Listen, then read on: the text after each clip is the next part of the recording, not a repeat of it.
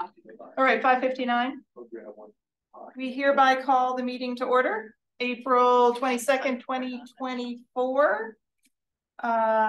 Introductions. Thank you for having the schedule. I need this today. Okay. We'll start here and we'll go around the table. My name is Trevor Stevens. I'm the business manager for the Community Justice Department. Thank you, Trevor. I'm Justin Iworth, a supervisor for substance misuse prevention team in Deschutes County Health Services. Thank you. Liz Latochinsky, I'm chair and on jet lag. And here. And here. Gary Graceland, advisory panel member for the economic development. Mary Fleischman, member and member at large, basically. I'm Carolyn Suffett. I am with OWRD and I'm the region manager for the Bend field office. Jeremy Giffen, Deschutes-based water master for OWRD. Angie Abner, administrative manager for coordinated services and code enforcement. Ben Patterson, strategic initiatives manager. I'm the staff support for this committee. Thank you. And Matt? Oh, we can't hear you. Hey y'all, I'm Matt Hurt. I'm the COO of Cannabis Nation Dispensaries. Thank you, Matt. And Trevor? Oh, I'm right here. Oh, sorry. It's in my presentation info there. Okay. All right. Our next order of business is to approve the minutes from our last meeting, January 24th. Did all CAP members have an opportunity to read? And if so, I need a motion to approve the minutes. I make a motion. Mary has motioned. I need a second. All in favor of approving? Aye. Any opposed? No one's opposed. Okay. Terrific. Thank you. And Jen, I believe you are going to talk a little bit about the proposed allocation for 25. Yeah, I'm just going to give a really quick introduction and then I'll turn it over to the staff here to give their presentations. But just so we have it on the record, as you know, one of the tasks for the Cannabis Advisory Panel is to provide recommendations to the Board of County Commissioners on how the Deschutes County should spend its annual marijuana tax revenue. Deschutes County is currently in their budget process, almost in their final stages of their budget process right now. And the budget committee will be meeting, I think, the first week of June to approve their budget. So right now, for the last fiscal year, the marijuana tax revenue was $182,000. And for the upcoming fiscal year, the forecasted amount is going to be $185,811. So just slightly higher than what we had last year. We have 4 departments who are requesting tax revenue. And tonight you will hear presentations from all 4 departments and then hopefully determine budget recommendations for the Board of Commissioners to consider. Right now I'm scheduled to go before the Board of Commissioners on Wednesday with your recommendations. So hopefully we can land somewhere a little bit firm tonight on those recommendations. And then just for a quick recap, the 4 requests that we have are the first one is community justice for $55,000. Trevor will go into more detail on this, but there's 3 pools of funds that they're looking for: $25,000 for a 1-year contract to implement the substance abuse use disorder treatment youth program, $10,000 to help support department-based substance use disorder treatment services for youth, and $20,000 to help fund Moving On therapy program workshop. Moving On is an adult parole probation gender responsive cognitive behavioral therapy program. Hopefully I got that decently correct. Yes. Great. Angie is going to be presenting from CDD. The CDD is requesting $20,000, which is what they had last year. This is for code enforcement related to marijuana code complaints. Health Services will be requesting $60,000 to continue the paid media advertising focused on supporting parents and guardians in the county to talk with their kids about marijuana and other drug use. And then the Sheriff's Office is requesting $100,000, which I think is a slight increase from last year, to continue the funding support of a marijuana detective. So that's my quick update. Is there any questions on the process of the recommendations or how we do this with the board? I know you guys, I think this is your 3rd go round now as a committee member, so I think you're pretty well versed in the process, but I just thought I'd throw it out there if anyone had any questions. Matt, do you? Nothing on my end. Okay. All right. Thank you. Good. Okay. So order presentation, community justice. Would you like to share with us your information? And then before you begin, I just want to do a check. I think last time we did presentations that maybe Matt couldn't see them, so I just want to make sure And Jen, will you give me sharing capabilities? I guess so. Do I know how to do that? Co-hosts will work. There we go. Do my best to listen. You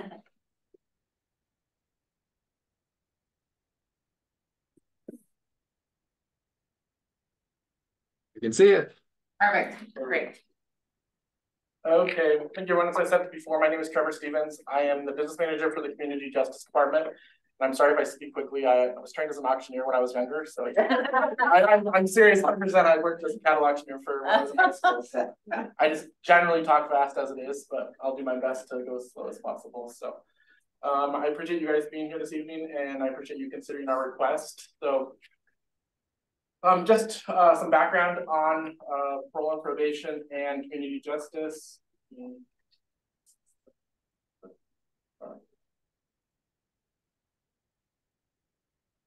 So community justice actually makes up 2 divisions. We have a juvenile division, which is our division that operates juvenile services. Basically, our mission there is to reduce risk, repair harm, and create opportunity.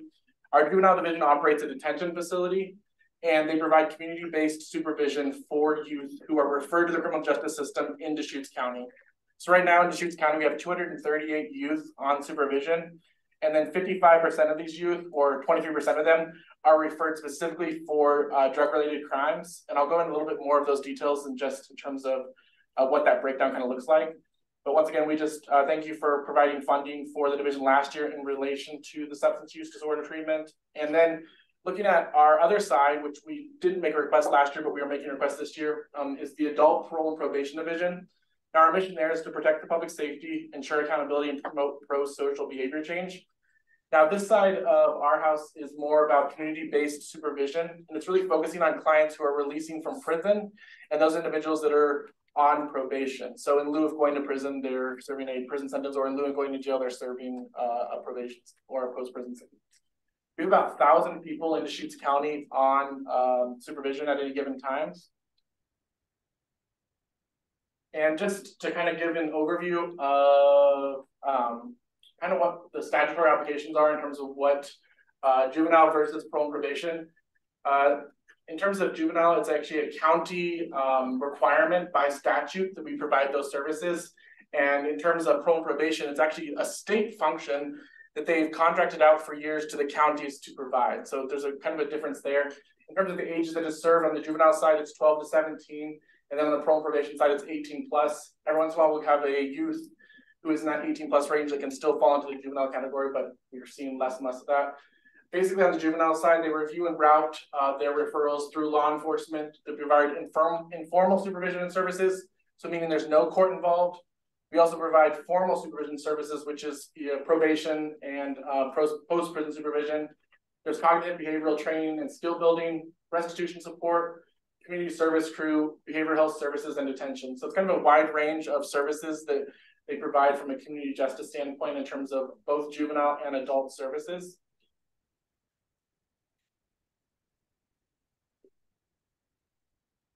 In terms of like how we provide supervision, so one of the main routes supervision is provided is through a staff member referred to as a community justice officer.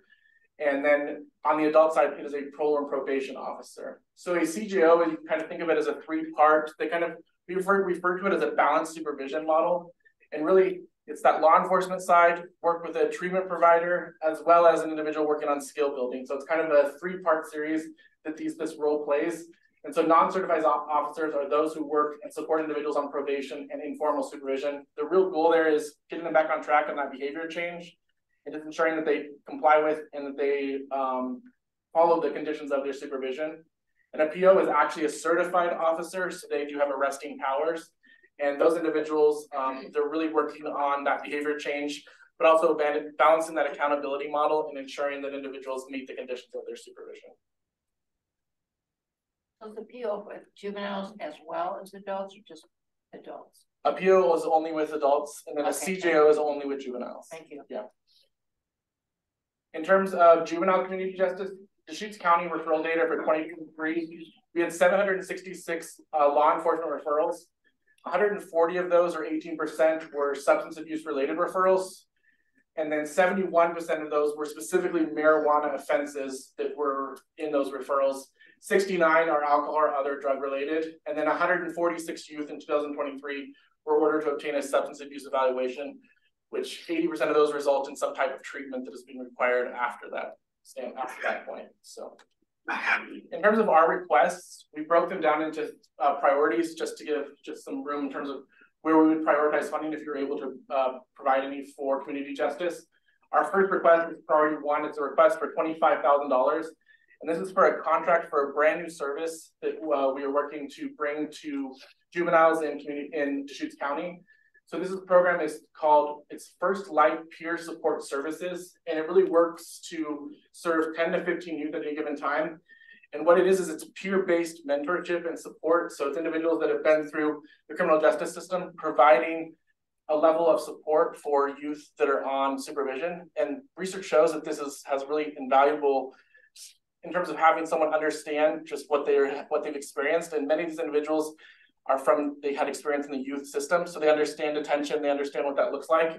And so it just provides a different level that someone like a CGO can't provide because they just don't have that real world experience that this individual has.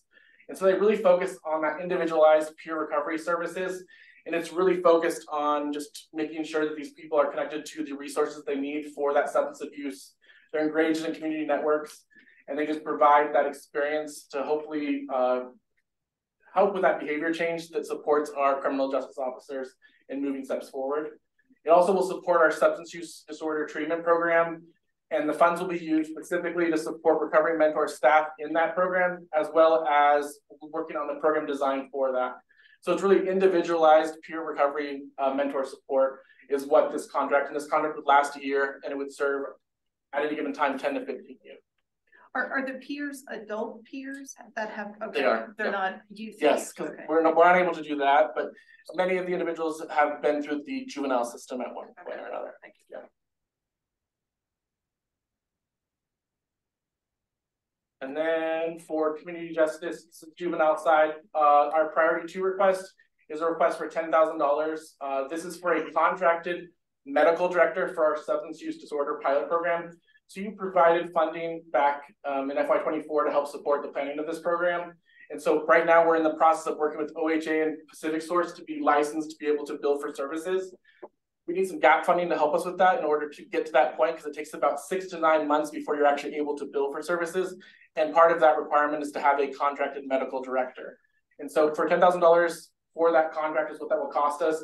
It provides 2 to 4 hours of medical consultation as necessary. And it's just a requirement of org administrative rules before you're able to bill for services.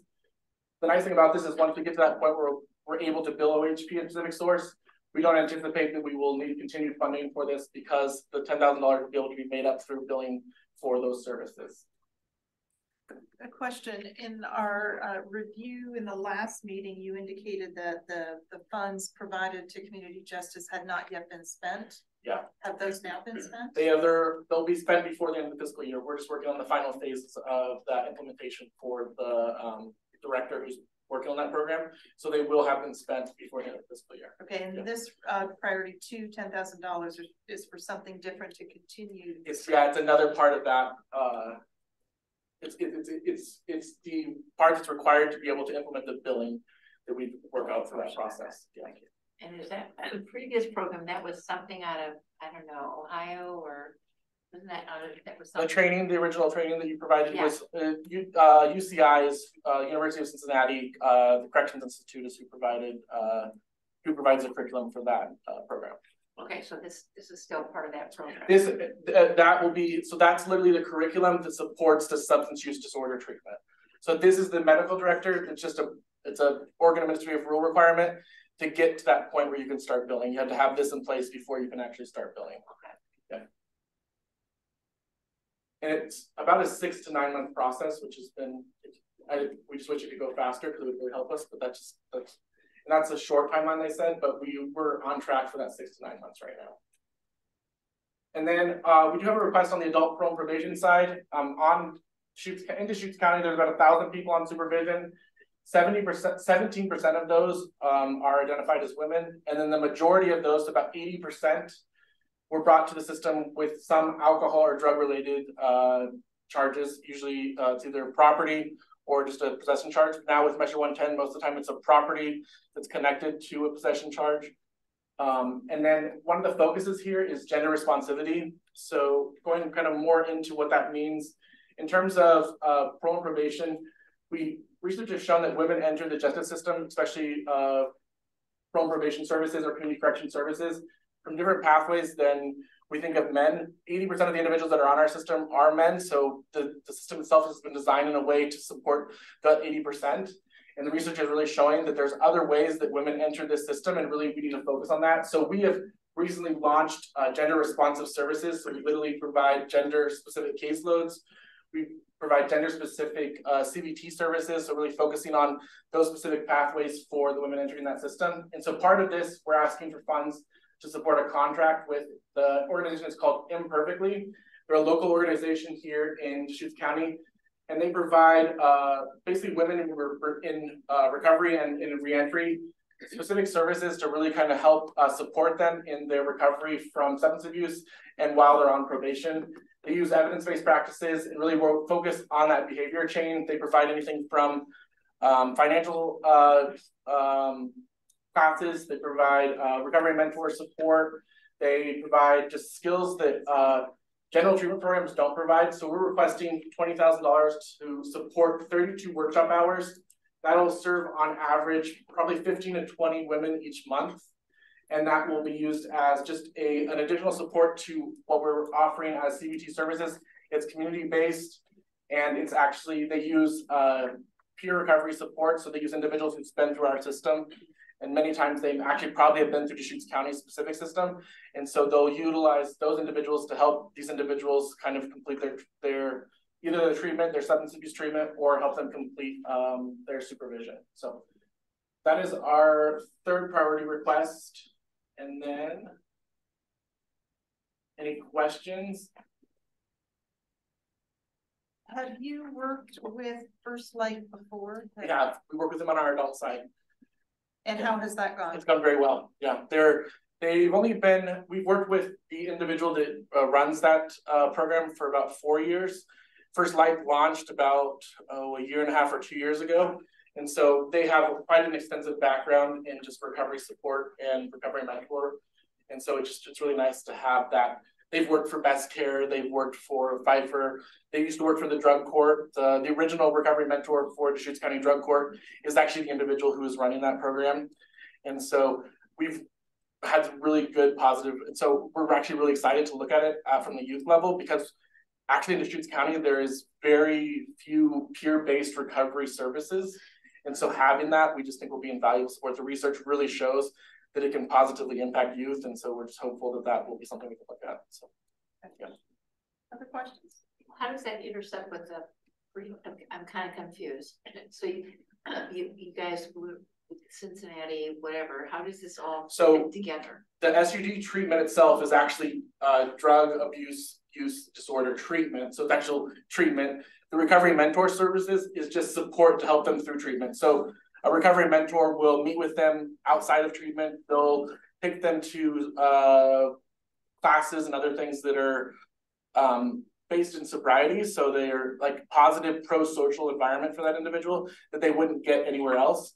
And then they'll provide other skill building activities outside of just the treatment itself, because treatment is, can be as little as 3 hours a week up to possibly 9 hours a week. But that mentorship can kind of, whenever they need that help or that person they can call, they have that person's phone number and they'll reach out, and they're available for them just to provide that extra support. So it's really in conjunction with treatment. And on the adult side, that model is used regularly and it's showing really good success on the adult side. And then recent research shows that on the juvenile side, it's really valuable as well. And so it'll be the first time that we'd be able to actually offer that in Deschutes County, at least for our side of things. Yeah. I guess my only question is that, you mentioned Measure 110, and with the passage of Measure 110, they took 80% of the cannabis tax dollars and put towards rehab and, and then the rest is left over into the program, but are you eligible for any of those dollars? We are It's not. definitely a bigger pool. Yeah, we are not as a county eligible for those dollars. From our side of things, I know our behavioral health department has been able to really tap into those resources. So we reach out to them and whenever we can for those resources to try to help provide that additional support. But specifically, we have not been eligible for those, for this type of programming.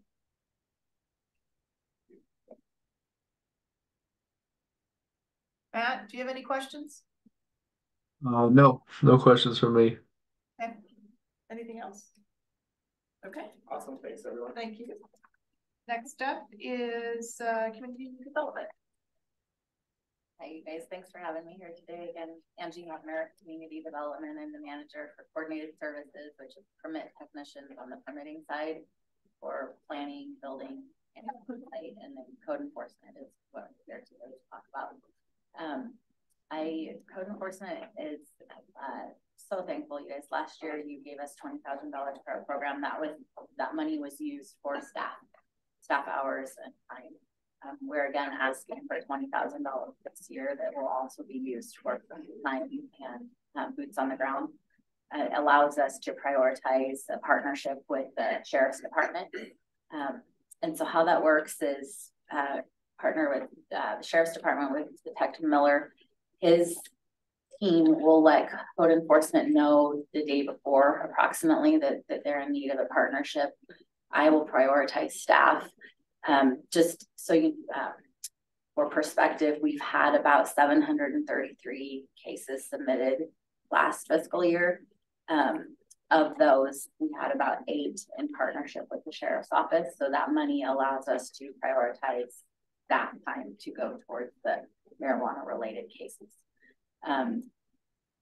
So they will be boots on the ground. We'll know the day before. Staff will be pulled out from their daily working relations, set aside, meet Detective Miller's team on the ground. And then we will go in with eyes looking for violations for planning on site and buildings. So of those would be planning violations are RV occupancy, commercial use and residential land, and zoning, any wetland, floodplain violations, those kind of land use items. And the next scope is on-site violations. So we're looking at unauthorized disposal. So is there sewage on the ground? Is there illegal septic systems? Any environmental issues that way?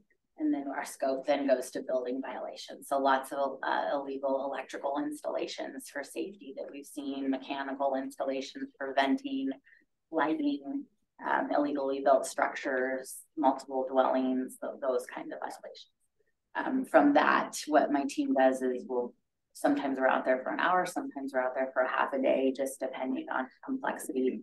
Sometimes there's 1 staff member, sometimes there's 2, just depending on the scope. And then we will take photos and come back and then send the property owner as who is responsible for bringing those violations into compliance.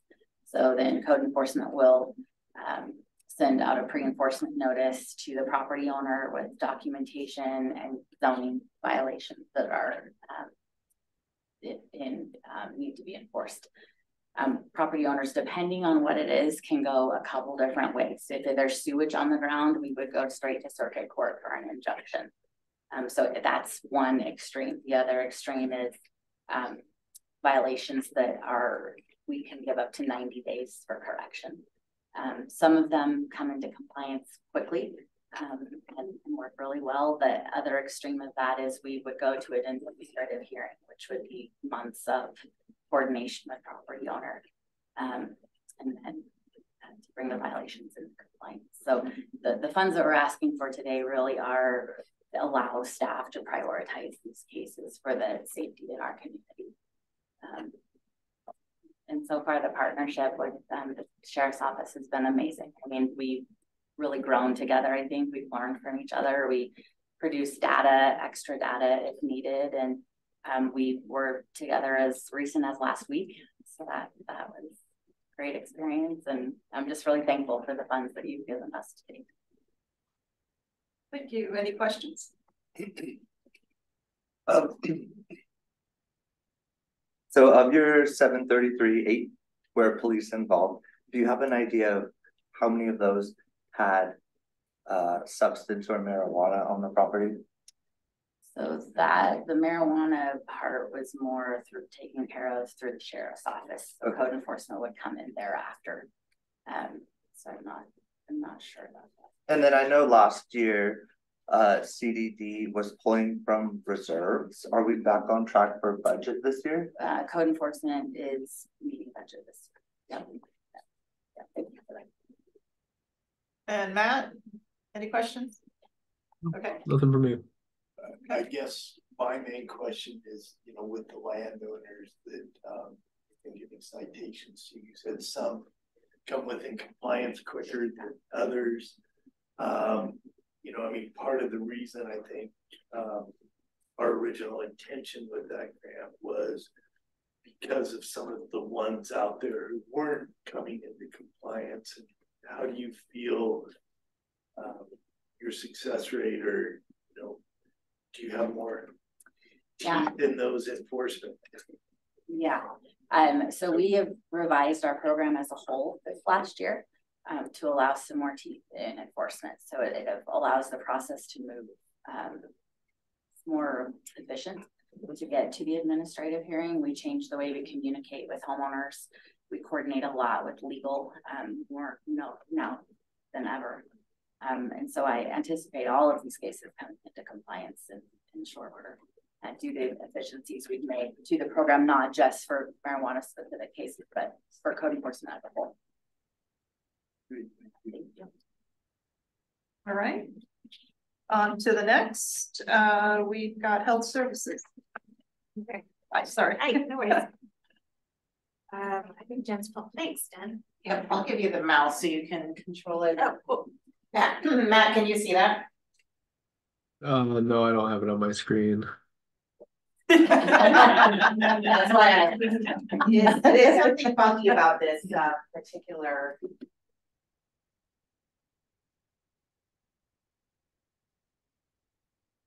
Wait.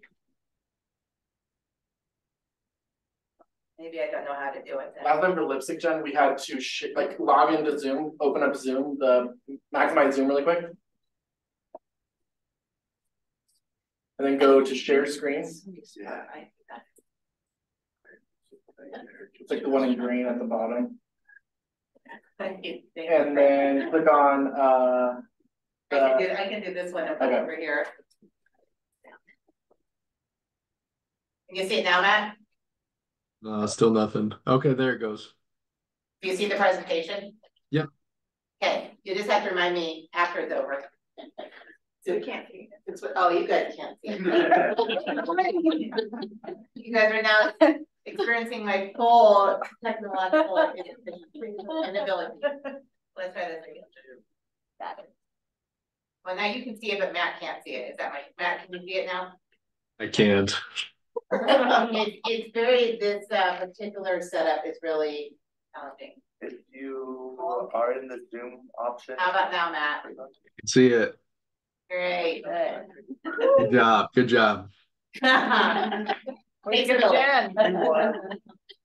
Now you may have the mouse. Good job, Jen. I'll take any victory. Tell you. All right.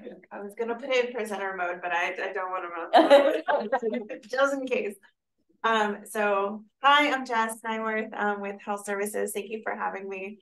I work for Jessica Jacks, who is usually here at these meetings, but I have a particular love of cannabis prevention and background in cannabis, so I'm excited to be here today.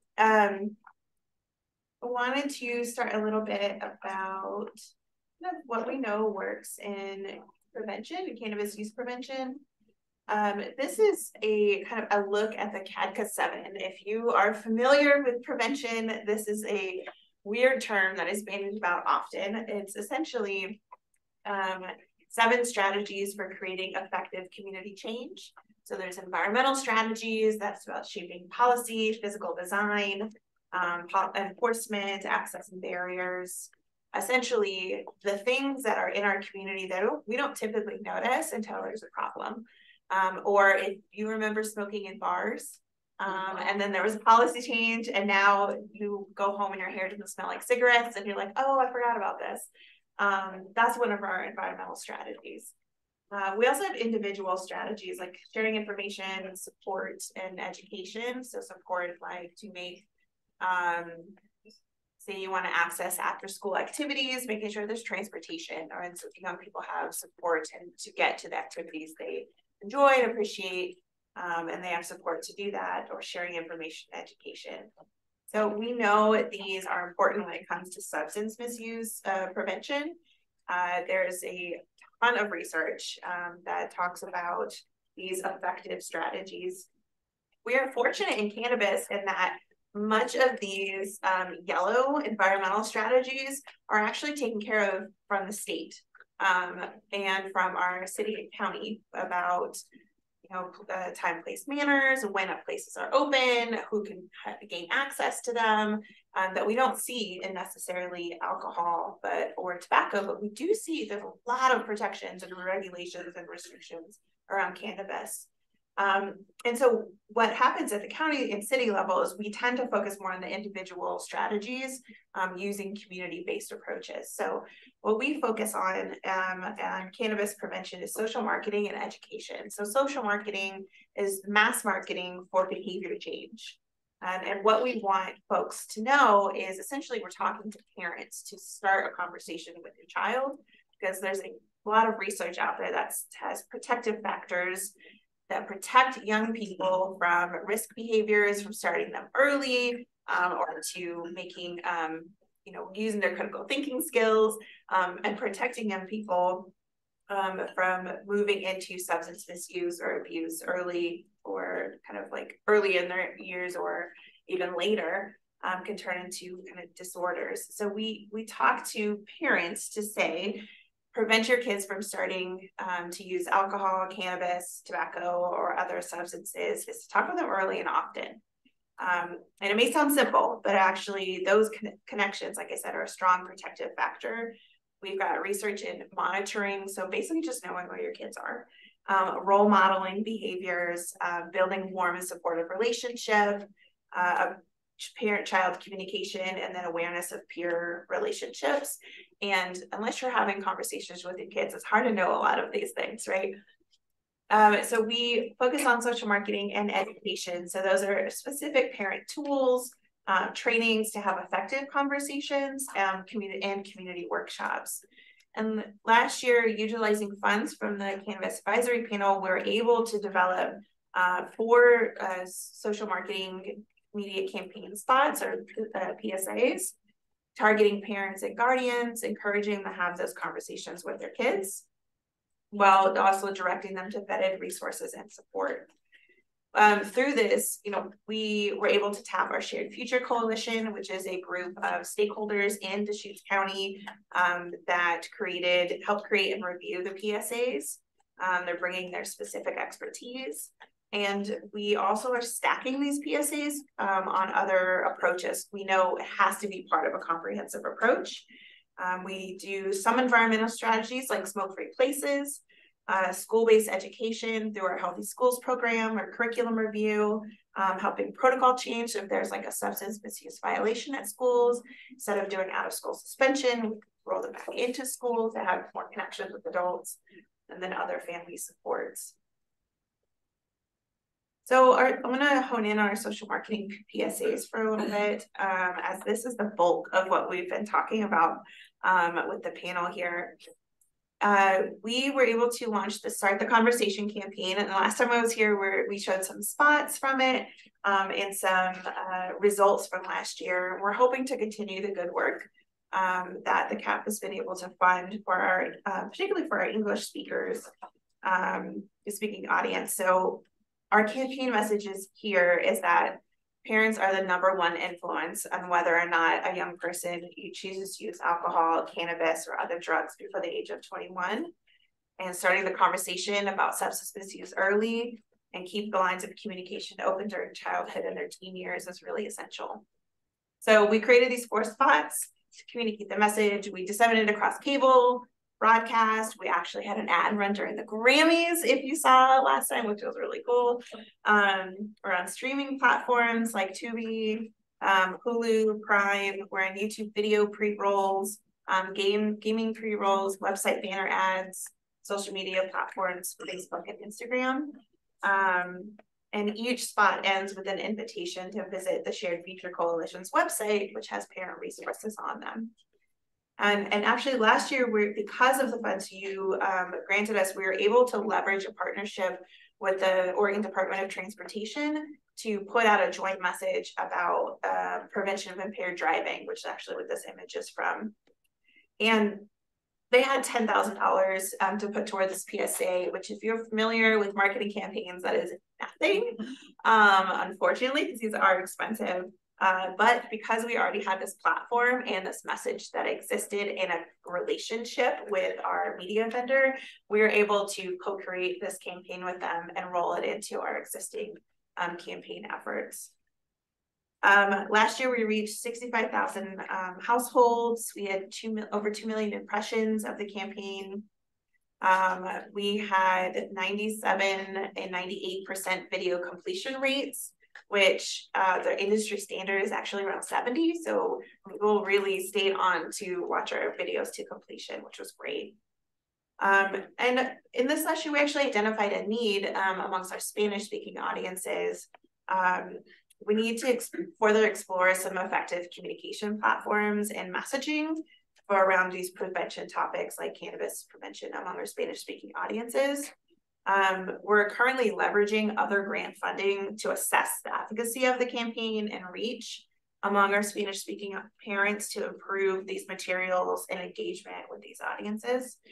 And we're planning to use these assessment findings to improve the Start the Conversation Spanish language campaign in this next fiscal year, and to our broader substance misuse prevention and suicide prevention work. So the other piece that we have done with cannabis use prevention is talking about education and parent resources. So we know behavior change campaigns have to be stacked on other strategies. Just seeing an ad is not going to make you, change your behavior. Just seeing an ad can drive you to be curious and to find other resources, have conversations, find other places to find this information. And that's why we revamped our Shared Future Coalition page last year to provide more education embedded resources to parents, guardians, and families to talk to their children about substances and other risk behaviors. And we also offer skill building at community events that we host or participate in, essential for achieving some of those population outcomes. Like I said, we launched this website last year, relaunched it, and I shared these metrics with you last time I was here, but the campaign drew 7 times more users to the website, and the more than 50% of the website users spent their time on the parent resources page. So we are seeing that it is driving parents and families to find resources that are useful for them. We also saw 4,000 clicks through to the website, and that click-through rate is higher than, again, industry averages of clicking the ad to get to the website. And we also saw increased downloads of those parent resource materials. So, I lost my mouse. All that to say, it was successful. We really were kind of blown away by the response we got. I know my team is amazing, and they work really well with community partners to make sure that the messages we're coming up with not only are based in evidence and research, but are reflective of the community that we're in and the population we're trying to serve and connect with. And it's been successful. And so we're asking for $60,000 to continue the parent engagement PSAs for our English PSAs with countywide reach. While media campaigns are not evergreen, they can be used for 2 to 3 years without needing messaging refresh. And so this last fiscal year will probably end for our English messaging, but that just means a revamp of the ads themselves, not necessarily getting rid of the campaign. We do plan to continue it. We're also on multiple platforms to reach our target audience, and we'll continue that in the next year.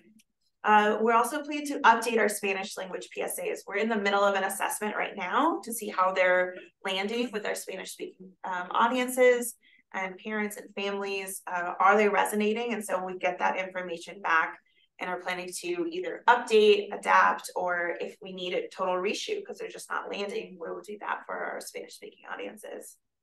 And then dissemination of those updated PSAs, and then continue to measure that exact success.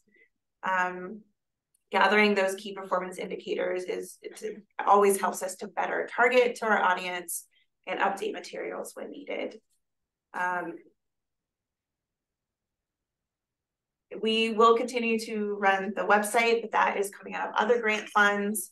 Our other kind of strategies that we're working on are coming out of other grant funds. This funding we're asking for is specifically for these public service announcements, these PSAs, as part of our social marketing campaign to bring awareness to parents and families and then drive them back to resources that we've already created.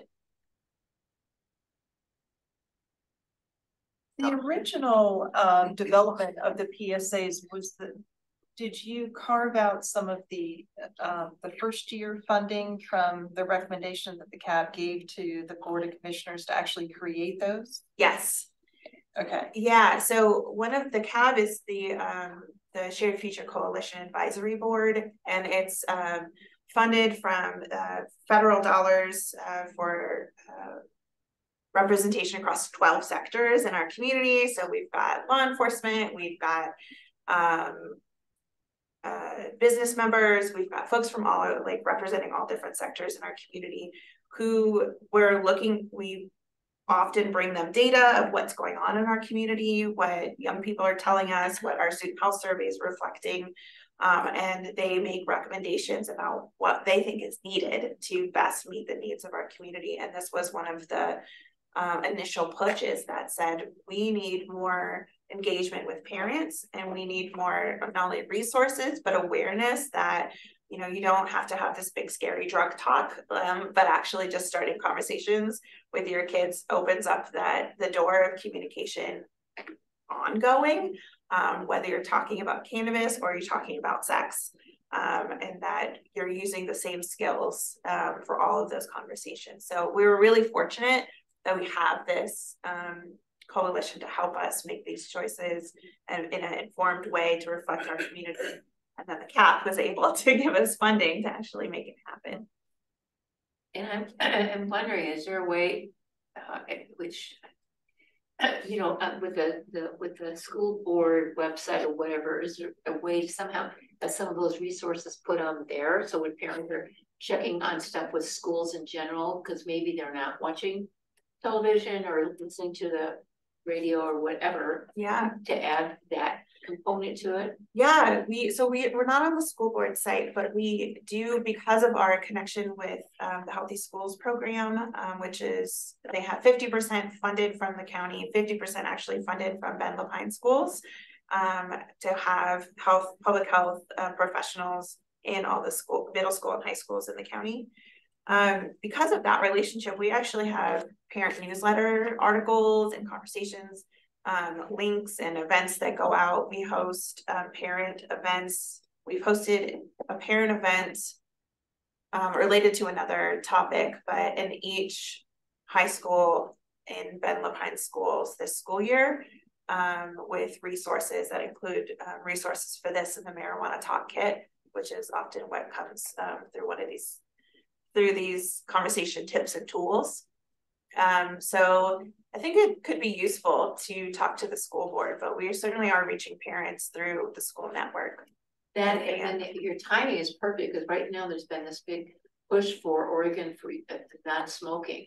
Yeah, there's been all this media about make Oregon smoke free, period. So the timing on all of this is like unbelievable. What's that? Tobacco free. There's a big push for tobacco free.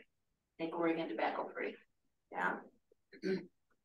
Yeah, and we often see, you know, sometimes the strategy is like really layer really well, and sometimes they're coming at cross purposes. But often, you know, when we're talking about adolescence, we all want young people to make informed decisions, and we all want young people to take healthy risks, and to be able to have the built-in protective factors that are going to keep them from, even if they are experimenting with something, not end up having to, you know, need treatment later on. And so knowing that building all these protective factors in our schools, in our families, in our communities, all really contribute to this comprehensive approach. Good question. Did you have any more specifics on the number of Spanish speaking PSAs and why those are seeing a less successful rate? Yeah, so what we have right now are essentially English language PSAs that have been translated into Spanish. And that's not best practice. Best practice is transcreation. So it's essentially either creating a campaign that speaks both culturally to English speaking and Spanish speaking folks, or creating a campaign that speaks to English speaking folks and creating a separate campaign that speaks to Spanish speaking folks. There are a lot of cultural differences and a lot of different norms about how we parent. And that's going to look different from neighborhood to neighborhood, right? And it certainly looks different across cultures. And so from my understanding, this happened before I came on board, but from my understanding is that there wasn't a lot of local resources to do transcreation of Spanish media. And so we're investigating how we can tap into some state resources that the Oregon Health Authority uses to partner with our local folks to make sure that we are creating culturally relevant PSAs for Spanish speaking populations. Now, I don't have data that says it's not effective.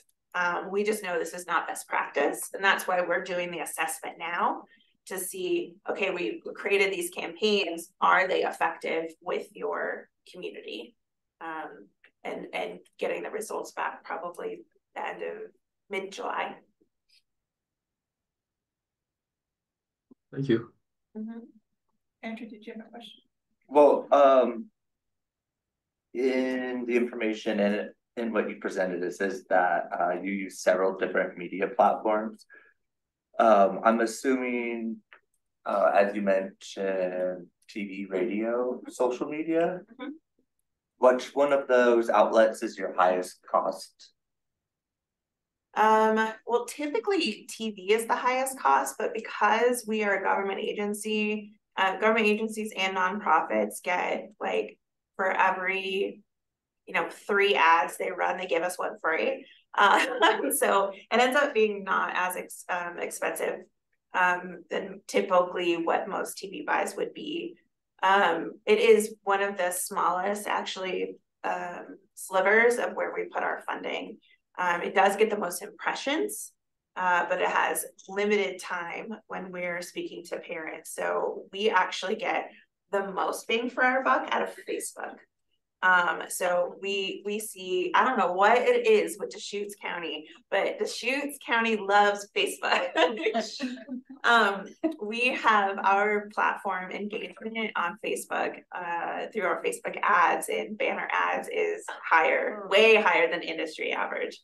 And so that ends up being, we spend a lot of there and a lot of pre-rolls for videos that have meta tags for our target audience. Since your presentation last year, I can't open my Facebook without the shared future. That is marketed to the nth degree. Your phone was listening. Do you have an idea what it may cost to create a trans-created Spanish edition of the entire program? Yeah, so individual campaigns locally typically run between $5,000 and $7,000 per ad spot. Most of the dollars are actually going to ad buys. So if we have 4 spots now, if we were to recreate all of them, probably a conservative estimate would be, 20 to 35, 20 to 35,000 for each campaign ad spot. And that's including the like rehash of the actual material? That would be from scratch. So Right. it's likely gonna be less expensive than that. It kind of just depends, unfortunately, on what our assessment tells us is how much did this resonate? And if it's a start from scratch, this didn't hit us at all, which I don't anticipate it will, then I would expect between 20 and 35 for ad spots. But again, those last 3 years, 2 to 3 years, to be run on all kinds of platforms. I think last year when you guys presented, you were talking about another kind of connection to the vaping. Because I've noticed in my professional experience, a lot of the marijuana use is hidden in vapes. Yeah, and that's where the smoke-free thing I think is coming through is, Yeah. and our schools are seeing this as well, is they're confiscating vapes from students, but they don't know what's in it. And it's not their job to, because I mean, and it doesn't matter, I'm not sure, because they're underage, yeah. And so what are we trying to, are we changing the way we're responding to different substances because of the method of use? Or are we responding to adolescents using substances with the same kind of strategies of increased connection and information and decision making, and what, regardless of it's tobacco or it's cannabis or it's alcohol or it's something else? But yes, we are definitely seeing it. And went back in my day when, early legalization, the vapes are big clunky things, and now they're definitely not. Yeah, they're really easily hidden. Today at school, we had a student that had been unconscious in the restroom for over 45 minutes from an overdose with edibles, apparently. That's not something I've ever heard of before, but they were 13 years old. Yeah, that's really scary, and it's atypical for someone to even prefer edibles at that age, but you cannot overdose and die from cannabis. It doesn't hit you in the same way that heroin or fentanyl will, but it certainly can cause a lot of distress and hospitalization, emergency department visits for anyone who takes edibles, particularly since it takes so long to hit you. You keep eating it because it hasn't hit you yet, and just when you're young and naive, yeah. And we see this a lot with naive consumers. As on that note, and with the vaping and smoke-free, first of all, I wanted to compliment you on your use of the word cannabis, and I only saw the M word in there one time. Is it in here? Yeah, it was on a slide, but I just figured you hadn't updated it.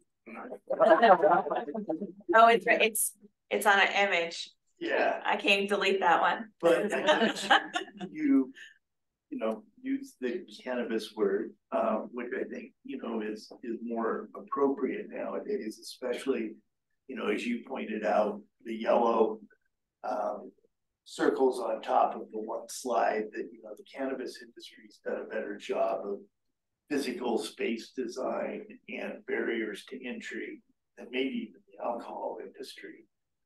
But what I actually see going on now is kids are accessing it off the internet, and they're buying THC products that are THC or counterfeit products out there. They're buying hemp derived THC that now the loophole is it's only 3%, but if they make the container big enough, that 3% still adds up if you eat the whole box. And it's 3% Delta-9 THC, and not necessarily Delta-9 coming from hemp, so it's no different.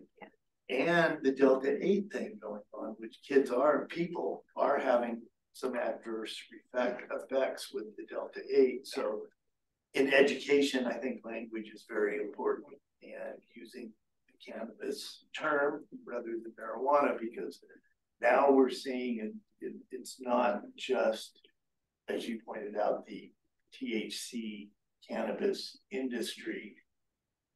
I could hop on my phone right now and probably order some to this room. And, Yeah. So it's much broader now. It's ever evolving. So I want to make sure that you guys are educated on that as well. To your point, you don't know what it is in that vape anymore. And if you're under 21, you shouldn't even have the vape. Yeah. So yeah, good for you. Thanks. Thank you. Yeah, it is ever evolving. That is the perfect term for it. And our regulations have not left room for that evolution. But they will as new states are legalizing. I think hopefully it'll start to close some of those gaps that prohibition creates. Because we don't see bootleg alcohol really. But we certainly are seeing bootleg cannabis. So it'll continue until we have a sea change. But within that sea change, there's a lot of misinformation and a lot of confusion and a lot of taboo. But you seem to be up like it's ever changing. Ever changing. I clearly am not, so I will make sure going forward in our meeting materials that I use the word cannabis and not marijuana. I actually did, I put my meeting notes in earlier and I changed yours to cannabis because I noticed that change, but my bad on that one. Just Try to lock that in. Thank you, Jess. Yeah, Appreciate thank your you. presentation. It Okay, was clearly over 7 minutes, so That was very good. I don't know, Dustin speaking on behalf of Joe. Joe got all the same information all the other presenters did, so. I didn't know that. I didn't plan on it. But He just sent me that one email. I did respond back and asked him for a 1-pager and I didn't get it. So the email on the back of your packet is the entire information I received from the sheriff's office.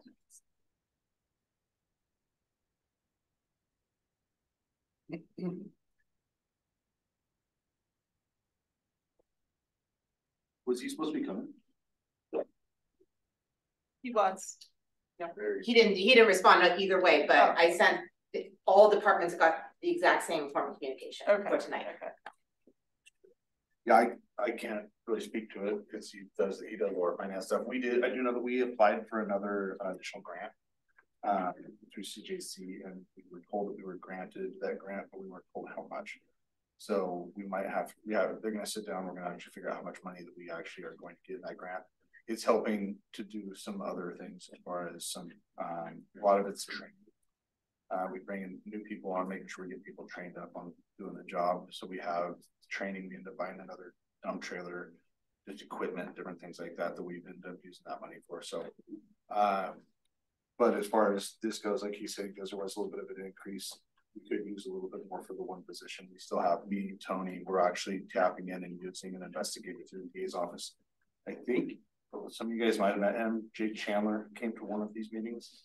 The last one. He did through the DA's office. He's been doing a whole lot more with our team. So the expenses have gone up for that just a little bit. But again, status quo is kind of where we're looking for the funding. If it works, it works. If not, we'll make it up. So you guys still just as crazy busy going from 50 hemp licenses to just 8? Yeah, there's 2. Yeah, there's only 8. And the big reason for that is because Southern Oregon primarily went into a state of emergency with their grows that they were having, and they had a big lockdown on all their hemp licensing. So what happened was you could get a hemp license if you successfully completed the program the year before with your pre-harvest testing and everything else. And so if you were essentially a good actor and have that, you could grandfather into the next year. They put it on freeze last year. So what happened was, and the other thing is our testing tools. When people were using the mask of hemp, we did not test it. We did not say if it was actual, THC cannabis or if it was actual hemp. And so now we have the ability to do that, and word has gotten out. And so I think people are starting to see in the industry that if I put a hemp license on my property, and they're so rare right now, I'm drawing more attention to myself. So we have seen an increase in what we've probably seen more of an increase in is medical. People have started to go medical because they can hide it. But for instance, the one that we went out with last week, it was a medical grow. But it was, and we wrote into it because it was egregious and caught up shipping packages back to Virginia. So that's a problem. So, but the grows, we're having to do it differently with the way that we gauge the size and the power usage and have to articulate essentially they're growing egregiously over what they're supposed to be. But the industry has changed. And I think last time I presented, did I present last time or the time before? Last time.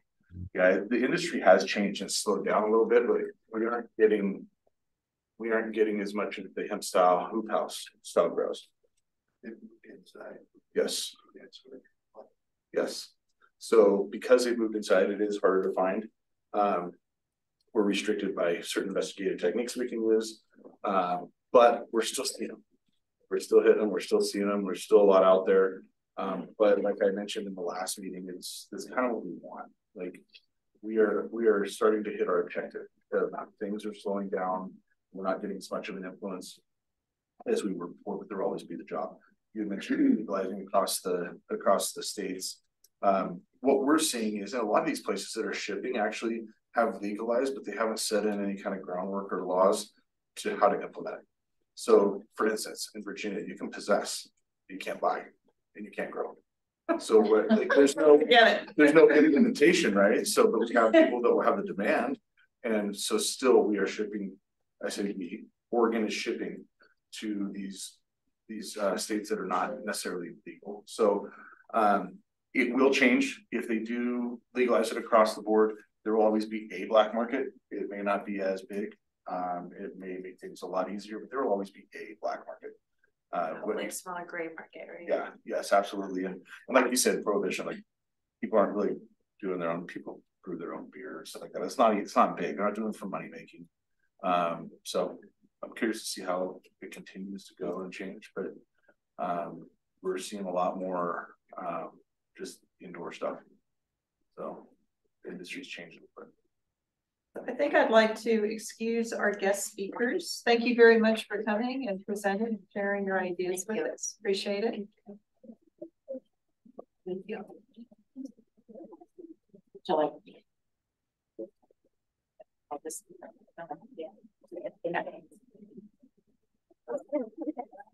Anybody else?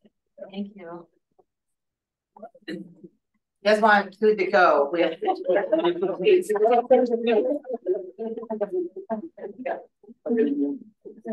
no one's taking it. Okay. Okay, great. Yeah, I'm gonna take some for my son, so I don't. I have saran wrap. I've got Okay. oil. Any means necessary. Okay, great. Perfect. All right. How would you like to open the discussion for this year? Well, first off, there's more money asked for than we have. Yes. You said 185,000 and change, right, Jen? 182.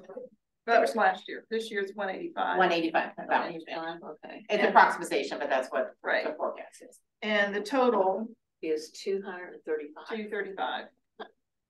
And I'll just point out too, I was looking through the meeting minutes, maybe I should put this as an agenda item, but the very last meeting agenda item last in January was you guys talked about the PSA outreach campaign. And it said camp members will consider recommending allocating tax revenue funds towards some type of public education campaign during the next meeting. So that was still on the books too, if you wanted to consider that proposal for board consideration as well. That would be an additional to this. That was The one pool is 185 total. Right. So should we talk about that? Either do a yay or an A on the idea of a PSA for kind of the general population within the county? Well, was there going to be a PSA or was that going to be something that was put on something with utilities? I don't remember how we were going to do that. I haven't really decided, but you know, anything that we recommend to the Board of Commissioners would probably have a budget requirement to it, even if it's a mailing, it's still mailing costs, right? So, you know, based on what you're saying, I don't know if, personally, I don't think that we need to spend a very small portion of our pool to do that, from my perspective. I can chime in. I think that they're already having a lot of success with what they're doing by themselves. I think I kind of agree with you. Like, let's just let them decide to do with the money what they feel is best. They being who? Community development. Health services. Yeah. Or no, sorry, health services. In their PSA. Oh, well, yeah, this would not be a part of the health services. This would be something that the county would be communicating to Landowners. The landowner thing. well, right, the landowners. Yeah. So the general population within the county. And what's the message? Message is, you are responsible for anything that happens on your property. And if you lease your property to someone with nefarious ideas on growing. Yeah, you're just as reasonable. Yeah. And what we're doing right now is innocent owner letters. So if we do hit a location, we serve that owner with an innocent owner letter saying, hey, maybe we didn't go after taking your house or leaving your house for this. But if you're found to be doing bad things again on this property and not turning your head, then we're going to probably go towards leaving your house, essentially. So we're doing essentially innocent owner letters to everybody we encounter as we investigate. And we have the right to be just assuming that you're innocent. First of all, Essentially, you're put on notice that, hey, you're warned. If you do this again, now we're gonna go after some different ways to take away your actual means to commit the crime or let people commit the crime. I mean, it sounds to me like between the code enforcement and you guys camping things out fairly well in the agricultural part of the county, it's gotten better. Yeah. It's gotten better. It's still out there. For instance, and our code guys, man, they kicked it up this last year. Like they kicked it up a lot. She'll ask me, how many do you need? Yeah. And if I have 3 locations, send me 1 to each location or 2. We just did one towards the end of the year, beginning of last year, beginning of this year, that they walked on and they were excited. I think I mentioned this in my last presentation, but they were like, you have code violations on this place for 12 years and we have not been able to get on property. So we got them on property so that they could go forward with what they needed for documentation. Our communication, our relationship has gone great. She has sat down and a couple of her people that work with her have sat down with our analysts. They've given us access to their complaint system. So now we can search. We were finding that there were complaints related to either marijuana, greenhouses, odor, all kinds of different things, right? All kinds of different complaints that were being closed in less than 24 hours. And so nobody really looked at them. And so now we're going back, we're actually finding historical ones that we saw in 2019, 2020 that they got that we never saw because of lack of communication. And we're developing cases on them. And so we're gonna be doing one next week or next month, 3 weeks, on that was based on a complaint that came in like in 2020. And so we're kind of going back through the backlog. So just our communication and how fluid we've been working together has been great. So, you know, and I guess my feelings on it, since we're already over what we have to spend, that maybe spending money on sending a message to landowners, which I think they've already gotten the message because these guys have come down on a few of them. And I even read in the paper, you know, there was a few of them that wrote, we didn't know what was going on there. I think you've done a great job of getting that message out. I would rather see it go to more enforcement or code enforcement, kids, than a PSA that I don't know is For a very small population, you know, really. that's actually shrinking. Right. You know, Right. we discussed what going through the assessor's office for taxes, but then like how many people get that and actually take time to read through that stuff because they're too worried about the taxes at that point. So like we didn't know like how many people are actually going to take the time to read that blurb in there. It will lay on a counter and somebody will see it. You're probably not gonna read it, you know, it's like, and I think they have more of the money for the person because now it's indoors and in the medical, you're not seeing the big ag people hiding it in the hemp anymore, which that PSA would be direct for that. Just my own thoughts are that's been part of it. So let's do a vote on dollars to a PSA to landowners. Anybody in favor of? I think we table it and just keep it on the table if things go wonky. Okay, but for this budgeting recommendation, Anybody in favor of? And Matt, I'll look at you. No. Wasn't part of that, I missed last week because of that, but, we were talking about, county website. But there is a Instead county of the- website. Instead of the You can go to the printout, county website and report your. No, like neighbor if this- You think they're. more of the PSA type. So we have a CanFax site that our DA's office, we started developing during our first grant. That goes out and really I don't know how many, I could give you the history on like how much it clicks and hits and traffic and everything. Yeah, I don't have social media, but we get complaints through there every once in a while. But that is a website that's available to a lot of people in regards to educating them on that, but. Where the PSA would be outgoing through social or TV or whatever. Yeah, I was just wondering if we ever like, further seeded that. I feel like we're in this weird point in society where we're getting overloaded with this type of information on a constant, and it becomes like negative news where you are able to just kind of drown it out, like, oh, there's another war started, Right. I'll also throw in on that, in your considerations, it sounds like you guys are all leaning toward the same thing. But that for a PSA or any materials generated would need to be generated during the committee meeting. There's very limited staff time to be able to do something outside of this. So if the intent was to move forward with some sort of PSA outreach campaign on behalf of the CAP committee, that work would have to be done either by a subcommittee from the CAP or the work done here in this committee. And it would also go before the board on whether or not that's something they wanted. No idea what their leadings would be there, but just wanted to put kind of some of that procedural work on your radar as you're discussing this as well. Thank you, and I don't volunteer for that. Now, since you put it back. Well, and we already have to cut 40 grand out of our. Yeah. All right, so let's start going through these. So why don't we just do it in order? Community justice, they had 3 different priorities. My understanding is they're not asking for all of them. I know they would be appreciative if we could afford a total of 55,000. If you, because they kept asking. 25, 10, and 20. Yeah. 25, 10, and 20. Yeah. What did we fund last year?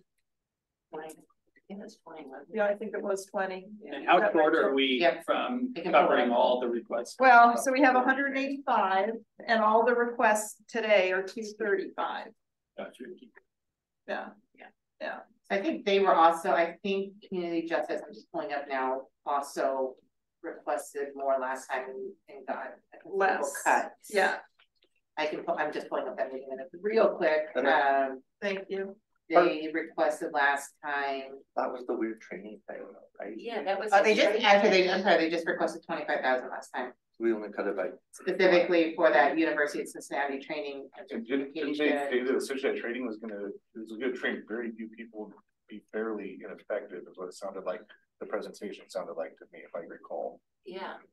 And So they haven't spent the money yet. They still haven't spent money. Right. So March or April is what was Right. discussed in the minutes last time.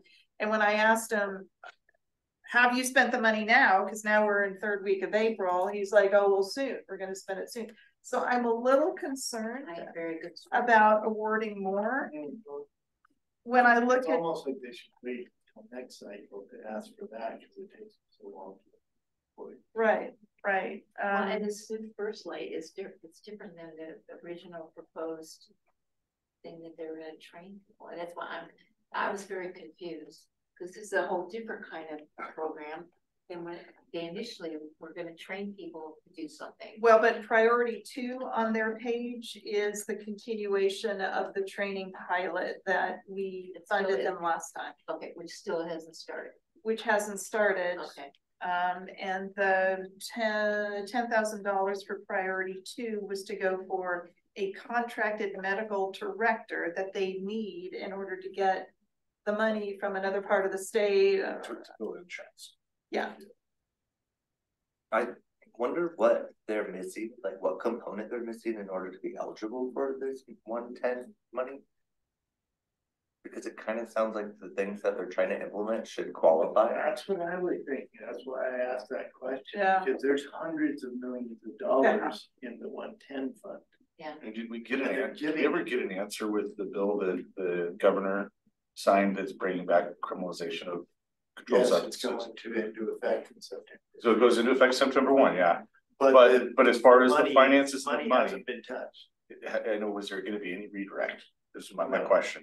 It's same as the money was same as it was. They didn't change the funding mechanism. It's still the same amount of cannabis tax going into it. Even though they. And that was roughly Whatever a you would call it, $500,000, $600,000 debt trust. Adopted it, something like that. Yeah. Kind of weird question. I don't know if any of you are aware of, but is the community justice responsible for the program the county approved for sex offenders? Was that same connection? It's the same department. Okay. There's And that not- kind of failed yet? I would rather not comment on that. It's all public comment, but that's not part of the cannabis Right. advisory panel business. Yeah. But any of those comments are available on the county board meetings. I think the only reason I connected the two was just more of a accountability in what you do, but success of program.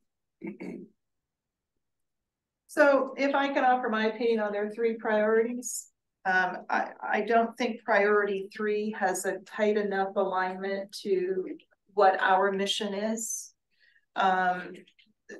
So my preference is not to approve any money for priority 3.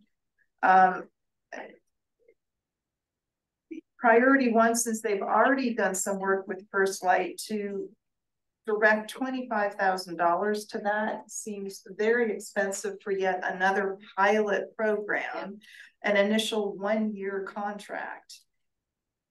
I am leaning toward 10,000 for priority 2, if that's going to get the initial funds that we recommended they get into practice, right? Into actual, yeah. And get off the ground and get started.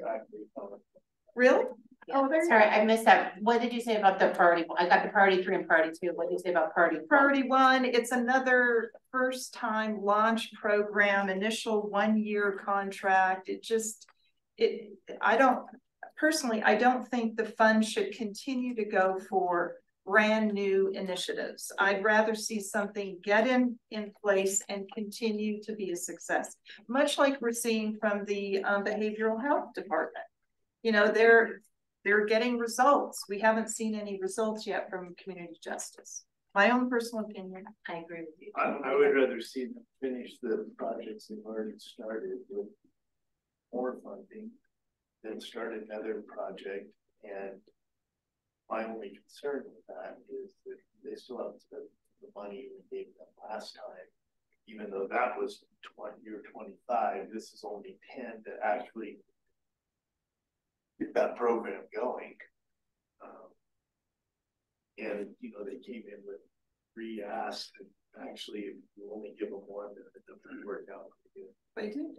Yeah. But also that 10 says it really can be implemented for 6 to 9 months. I know, that's the thing, that's the other part of it, is like. He was saying that was fast. He said he's on pace, they're on pace for that, but he was saying that that's a fast turnaround, if I heard him correctly. So it could be longer. I think it's a fair point on them not spending the money in another pilot program. I will say that the First Light and mission, it sounds like, is something that's pretty valuable though. You know, when I was younger in my teens, like I was a cannabis user and other drugs as well, and I think having somebody with that contact and that experience for these kids to be able to talk to, I think would be a pretty valuable resource for them to have. And you probably all know this, but just to refresh, the county's fiscal year is July 1, 2024 through June 2023 through June 30th, 2024. So we're still in our fiscal year, just, it didn't end in December, yeah, And the reason why we're doing the budget talks now is because the board votes on the budget in May that goes into effect for next fiscal year, which starts July 1, 2024. So if they do get if Community Justice gets any of the funds that we recommend, those funds would be July 1. For all departments, yep. Right, for all departments. The county's fiscal year is July 1, 2024 through June 30th, 2025. I agree with you, Matt, with the recovery piece of it, but they haven't got the first part of the treatment thing started, so it's kind of like this cart in front of the horse kind of situation. It was, I'm concerned about it. Thank you for clarifying the fiscal year too, because they're coming up to the end of the fiscal year now and they still haven't used that money. So that makes the timeline a little bit different if it was the fiscal year starting at the beginning of the year. Yeah. Well, and First Light is a nonprofit organization, so they have their own fundraising. And I tried to look them up online today. I could only find a Facebook page. I couldn't find a website. I couldn't find any real information about them. And I should have printed it off, but I did see some reference to First Light, and I think Community Justice working on something back in 22, 23, and which is why I asked him, have you worked with them before? And he said in the adult arena, not in the youth arena. So again, so let's vote. Anybody agree with priority 1 on Community Justice? Okay.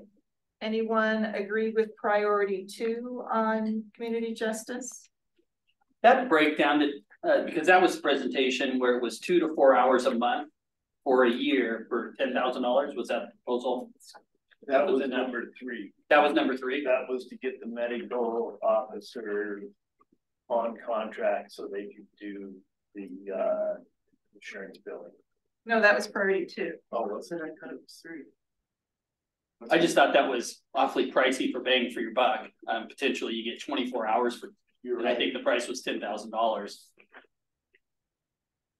Yeah, 10,000 to cover the cost of the contractor in that period. Right.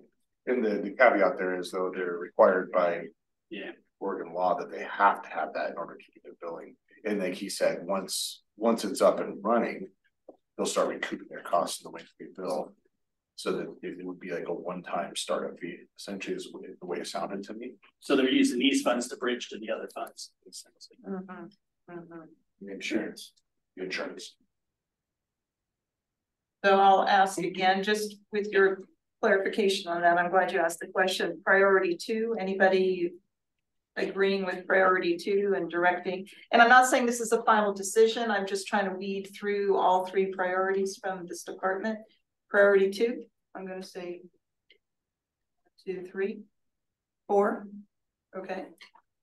And how many do we have? 5, 6. Sorry, 2, 4, 7. 7. Okay. Don't ask me numbers.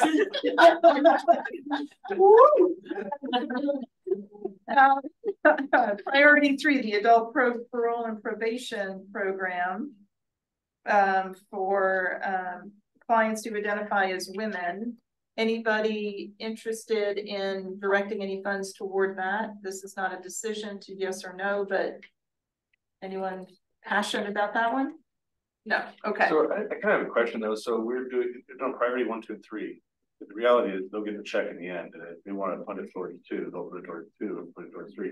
Because we don't dictate where that money goes, correct? Good point. Like the reality is they're going to get X amount of money and they can get what they can get done with that. Am I correct? So just I would say like yes. a general fund. I'd say yes, no, we can specify that the recommendation is to provide $10,000 for priority 2, which covers blah, blah, blah costs. And then they will have to come back before you at some point and show how they use those dollars, but correct that there's no requirement for any department. Right. Just same thing, if we give the sheriff's office $100,000, we don't need proof of showing that check went to that salary, right? But the intent would be there. I'd say when I'm bringing the budget recommendations before the board, I would say specifically what it is for, so. I would think that those departments would do that. Our recommendation would be X amount of dollars, we would like to see it go towards this. Already tuning would like to see some results. Here's the Right. results. And that would be the follow-up next year, the presentation as to what to do with this. Yeah. Then at that point, we'd be making the same decision that we are now, saying, we haven't spent the money that we already gave. So that's how it's gonna be, right? Yeah, and I was talking to Angie too at the beginning of this meeting, and I think, and we can bring this up at the end, but this might help for next year at least, is have the January meeting be the update and the budget request for the next year. Because when we do the April budget request, I was very new to the budget request last year, so I kind of just did status quo what was happening, but you know, the budget department's like, what are you guys recommending? Because we are very late in the budget process, so it'll make sense to do it in January, but it could also be an accountability factor too, to be like, we were granted these amount of funds, this is how we're using it, and now we're asking for these funds. So I think it makes sense to do it all in one meeting next year, but we can discuss that at the end of this meeting too, or at a future meeting, but just something. But I agree, because then we're not asking the department heads to. Yes, we have the exact same department heads coming back asking yeah. for the same thing I mean, that basically they right. reported on in January, Right. so it's just kind of double timing them, but it might be a nice connection for you guys to see how the funds are spent and see what they're asking for. And maybe have a longer time on the meeting. Yeah, In January. Yeah, nobody even skip the April meeting. Yeah. Yeah. Okay, moving on to CDD. Any discussion on this? They're asking for 20,000, which they asked for and received that amount last year. I was just confused a little bit. It doesn't sound like it's additional staff, that they're just pulling code enforcement away from their normal priorities. So how does, I guess, how does that work? Like, they have this pot of money that, I mean, if you're not changing anyone's hours and it's the same employees, you're just using this money and saying, pull them off their normal job and we'll fund them during that period with this and not have to fund them our normal Don't route. ask me, I don't know. I mean, that's what I was gathering from it was. That's kind of what it. And I don't know that our county employees, there's not a lot of overtime that people earn, like, there's a lot of people that do not work overtime. And so come in on their hours, what they do with. I know that if we want them to be in at 6 a.m. to be there, I think it will. I don't know if like an overtime budget would help with their overtime budget for making them a little bit more, bringing them up for. So if it's not funded though, I'm just wondering if it's like, oh, sorry, we don't have anyone we can free up now. Yeah. You know, it sounds like, and I'm kind of impartial on this, so maybe I can weigh in, but you know, prior to us giving them that money, the sheriff's department had a hard time getting code enforcement people out there to actually enforce the codes with the landowner. They could arrest the culprits, but there was nothing to enforce the landowner to clean it up and be responsible for what they also profited out of because they leased the property at the very least. And then since then, from my observation, just as a resident, you know, I've seen on the news a couple times that you know, had them out there, they were there. It sounds like they are prioritizing those calls. So you're right, maybe they're just shuffling budget numbers, but now they're actually getting people out there, which I think is great. It seems like They're also now sending, I probably get 30 emails a week from them. Anytime that anybody upgrades the 400 amp service to 600 or whatever, just to be like, hey, they're putting in a ton of power here. I don't know what they're doing. So we're in the loop now. I know that's created extra work for them because every single one they're sending it to our team. And so now we're getting eyes on more. So they're doing quite a bit. Code enforcement's following up. I'm wondering if they're going into civil penalties then. Yeah, are they recouping money now that they're unfortunately, I don't know that because it goes and then it sounds like they are, because that was my question, you know.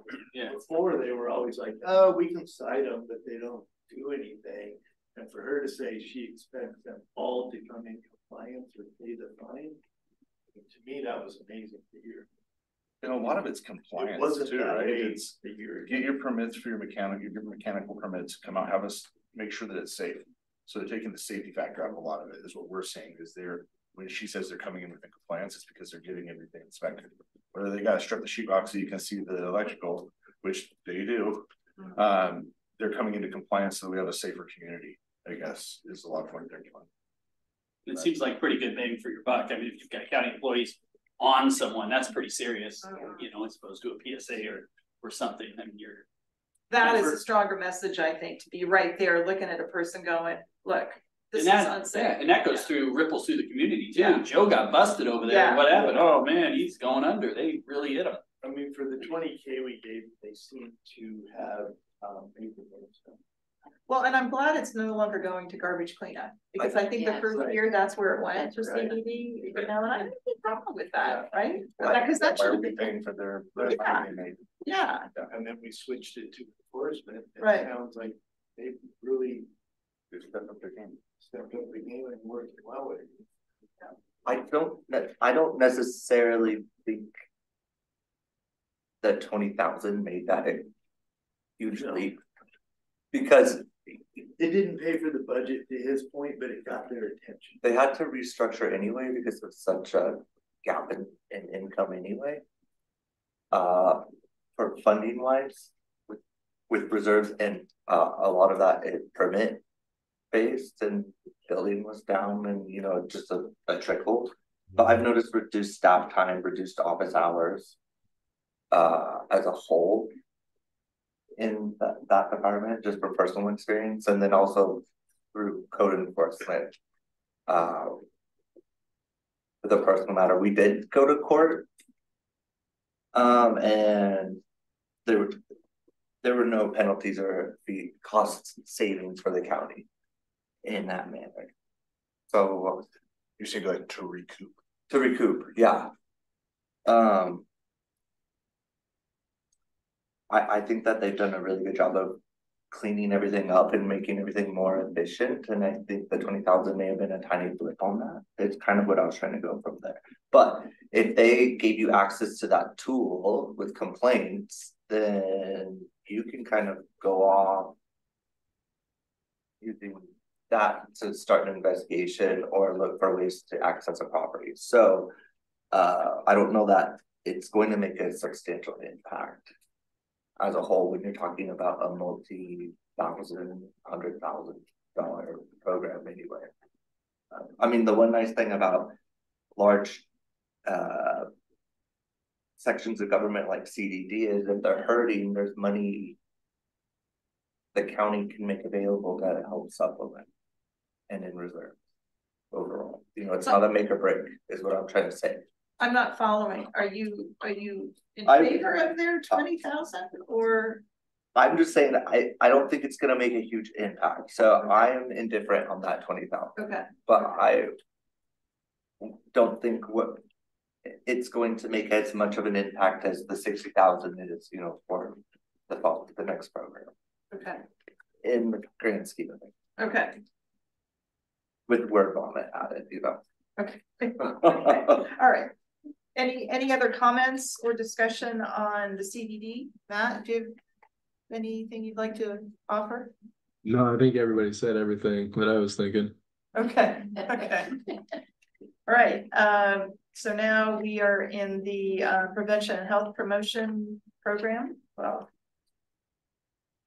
the health services. That's what I should say. The health services department. It's $60,000 once again. Sounds like it's almost end of life for the PSAs that they're currently running. You know, I wonder if part of our recommendation should be maybe reduce the number of eyeballs and start using some of that money to develop the next set.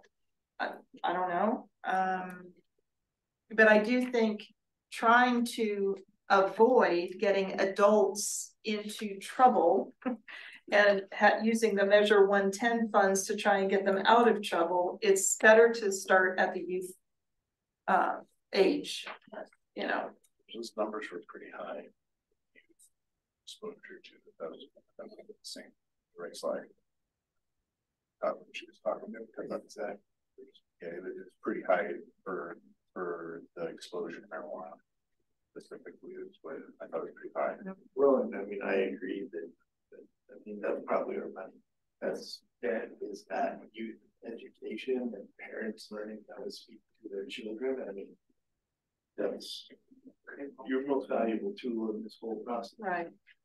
And that's going to carry on into other topics, you know, once the parent opens up the conversation about drugs and alcohol, well, you know, let's do talk about safe driving and safe sex. And well, and that's something that they're also doing. I don't know if you guys, the one, because they did partner with ODOT, so that it brought up the kid in the go-kart with his father. That was part of the funding came from ODOT in regards to impaired driving. right. And so I think health services is also looking at Other channels. other channels and funding and expanding, kind of like, what are all the issues we have at hand here?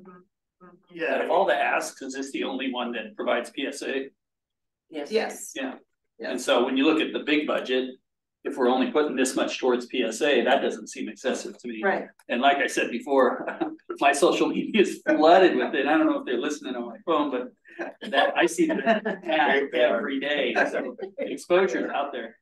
Do you have kids? I do. School age? No, they're grown up. They're out, long out. So. Well, are you using the opportunity to talk with them about some of this? That train. So, I mean, the one thing I'll say, you know, I think that's money well spent because it was one of our best tools. But also marketing variable, right? I mean, whether it's 40 grand or 60 grand, you know, that's a couple less paid ads, that's one less TV that, you know, or to your point, very often, you know, this year it might be spent on production, next year it might be spent on placement. So I find with marketing, you do what you can with what you have. And, you know, that makes you actually more effective with your marketing, because if you're not getting a return on that channel, then you pivot. Right. But yeah, I still think it's money well spent. I know they can probably pay a little more. Her presentation was really good too. Yeah. Every time somebody, well, she knew we've been doing this, here's the returns we're getting on it. I mean, she knew what was working, what wasn't. So it sounds like she's more kind of read and run with what's working. Yeah. And that's, I mean, I like that it's going, not throwing the money away. Right. They had some really specific goals for the money, and one of them was redoing the Spanish PSAs, and that's been a market that they haven't been able to tap or failed to tap. So I think, like, yes, this will be money well spent. I agree with you guys on that. I just had a neighbor, my neighbor, who his youngest child is like a little hellion right now. And he knows my job working with juveniles, and I said, hey, you need to get on board with this. Good. And so you can have those conversations with your daughter. She skipped school and doing all kinds of stuff. But I knew she was gonna be a hellion when she was like this. Yeah. Any other discussion on health services? I think that was. Okay. And our final budget request is the Sheriff's Department, $100,000 to continue the status quo level of support, which is an 8.69% increase over last year. What was last year? Last year they got 94,000. Okay. Which they said that they could do that, and I was doing my. Oh, wait. Sorry. Yeah, he had several numbers. Yeah, you guys said 100, but you could do it for 96, which I actually liked. Because the year before, I think it was 60, and you guys chose to. Yeah, but at 94, we're at 184, so they could do 95. So they last year they requested 75, and you guys granted them 92. Yeah. And now they're requesting 100. So they're like, they saw the writing on the wall. Maybe that's what I don't want to answer any questions. But if we gave them 95, we would be right at that 185. Oh, yeah. I mean, and one thing, and I don't know, it's just me, that, you know, like, community justice came in, and we gave them X last year, now they're asking for X, and X. And community development came in, we only gave them 20, and they showed you know, told us what they did with it. It was fairly effective, and they asked for the same. I can't remember what we gave health services last year. I think it was 60. They requested 20 and they got 20. Okay. Health services? No, I'm sorry. Health services last year requested 60, they got 60. Yeah. CDD requested 20, they got 10. Community Justice requested 25, they got 10. Sheriff's Office requested 75, they got 92. Oh, somebody. So that's, I guess if CDD got 10, because they asked for 20, but last time our relationship wasn't great. Not that we had a bad relationship. The involvement, we just didn't have as much involvement, like I said, this year. Symbiotic now. And sorry, I read that wrong. Okay. Community Justice requested 25, they got 10. CDD requested 20, they got 20. Health Services requested 60, they got 60. Sheriff's requested 75, they got 92. Okay, there was 4, you guys proposed 4 different ones, and I read the wrong one. Okay. There's just something about coming back in and saying, hey, that we're not asking for more, we're asking for the same versus one thing. Well, we've got priority 1, 2, and 3. And we haven't spent. And we haven't spent. Even though they're still within the budget year, but nonetheless, they haven't spent. Well, based on what I have heard, I think we are narrowing it down to 10,000 for community justice priority 2, 20,000 for community development, 60,000 for health services, and 95 for the sheriff's department. Yep. And remember, it's only a recommendation to right. the county commissioners, and they can still do how they want and normally do. They normally accept your request. Rule, yeah, or recommendation. Does anyone have a different proposal than those numbers? Did somebody do the math? I'm not typing. That is 185. 185. I personally think 0 for community justice. Okay. As we are nearing July and have not spent $1, and that 6 to 9 month turnaround time could very well turn into the 18-month turnaround time, and we would still not spend the $10,000. And like I said before, I'm indifferent to community CDD because I mean they can't statistically show marijuana cases being reduced. I mean, a lot of what I think I'm hearing is a lot of these are moving into legal apartments or homes. And the only way to narrow that down is going to be like infrared in the sky or increased power bills. So a lot of not necessarily houses or apartments, but they're moving to shops, large properties, shops. People still have code violations, which have the most of the code violations. Yeah, maybe more than. So for instance, the one we did last week had 5 air conditioners on it, not a single permit for any of it, or the electrical. Or 1 breaker. Actually, his electrical wasn't horrible, but yes. So they have been great. They're a great resource for me. So I'm a proponent of CDD just because I've been there where they don't answer the phone or the email in the past, and just to see the turnaround, and they are there, and they are a great resource for us. And then again, the databases that they've given us access to and they help us with, they've been a great asset.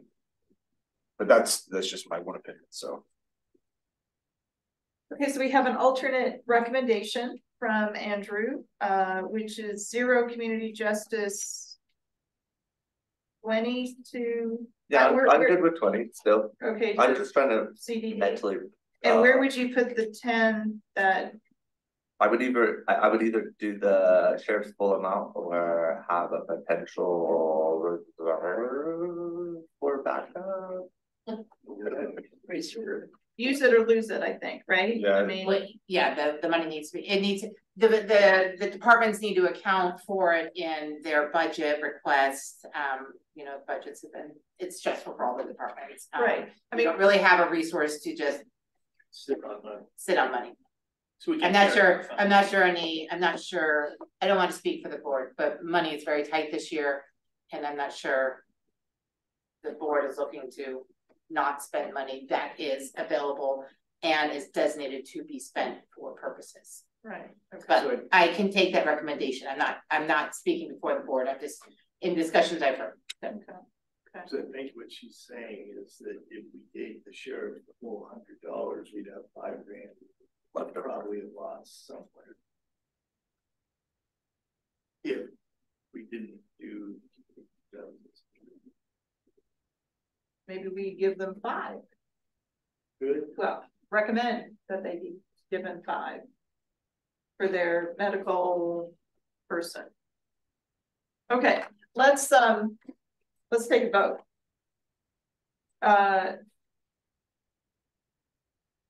Option 1, community justice 10,000, CDD 20, health services 60, sheriff's department 95.